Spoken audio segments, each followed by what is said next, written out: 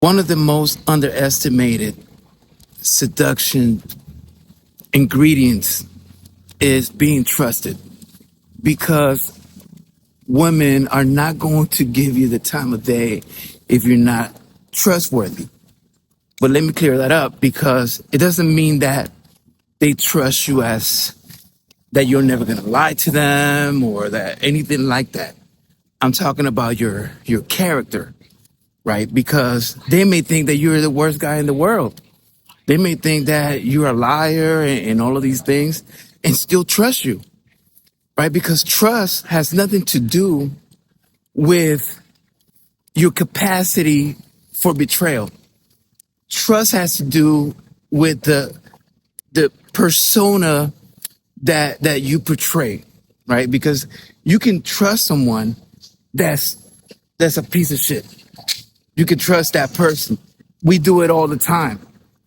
But it's a different kind of trust, right? Because you can trust the person's character, but because they're consistent with the character. So if you're someone that's consistent, you're more trustworthy than someone that's inconsistent. Inconsistency means that anytime you can flip and go the other way. And that's where the trust issue comes about. So how do you gain this trust, right? There's not a one size fits all, but it's very possible and you need it, because you really can't move forward without it, because none of us are going to engage with people that we think are going to eventually betray us. And that's the thing. Betrayal is not, and that's the thing. Betrayal does not equal mistrust. Because if you're consistently a liar, that's actually more trustworthy than being inconsistent and not lying. It's a weird dichotomy, but it's very, very clear if you really think about it. If you know this person is just a liar, that's all they do, or they're a thief, right? And anytime they're around, shit goes missing. You just know this person. That's who they are.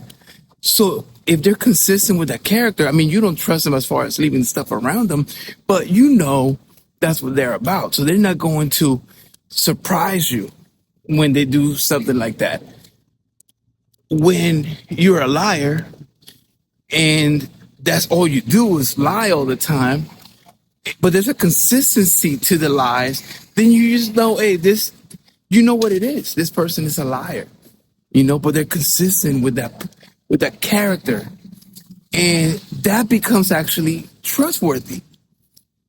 When you act one way or portray yourself to be one way, but your personality and your character are another, that's not trustworthy, because it's kind of like this person acts a certain way, but says they're something else, and then their reputation is something else.